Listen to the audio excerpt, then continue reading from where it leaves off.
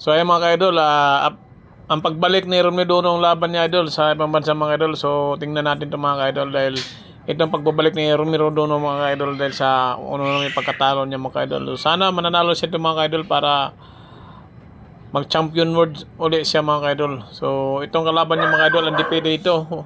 Wala itong katalo mga ka-idol. Grabe nito, malakas nito. So tingnan natin mga ka-idol kung gaano ba katibay itong kalaban ni Romeo Dono. Grabe no, lakas din pala itong kalaban ni Dono. Walang tigil ka susuntok-suntok kay Romeo Dono. Oh, nasa policy ano. Si Romeo Dono, oh. Patibayan lang to sa mukha to mga ka-idol.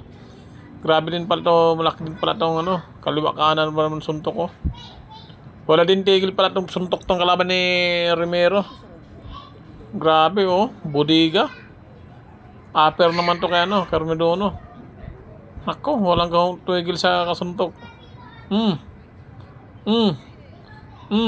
Ito yung pagbabalik ni Romeo Dono mga idol sa ano niya, sa career niyang boxing ng mga idol. Grabe mga idol, sunod pataba. Ito magandang laban. Talagang walang atrasan talaga. Bakbakan talaga. Palitan talaga sila ng kamao.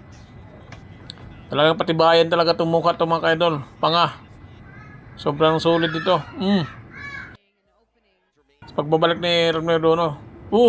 Upper. Hindi rin basta-basta pala itong kalaban ni Romeo Dono. Grabe din pala itong ano to. Tibay din pala to. Kahit natamaan na sa mukha sapo lagi wala na. Namula na yung kalaban namumula na dugo ng ilong budiga. Nasingitan si doon budiga upper.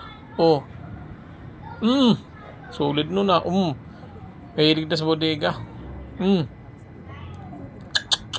Grabe, walang sunod nadugo na yung mukha ni ang kalaban ni Dono. Sa tingin ko dito, baka mayaw to. Mabagsak to. Nako. Grabe din pala itong tumira to. Walang pagod. Binugbog na sa Dono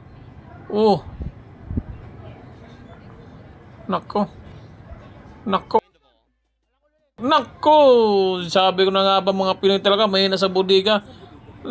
Tapos ang laban. Nako. Sayang idol. Wala talaga tayong mga Pinoy.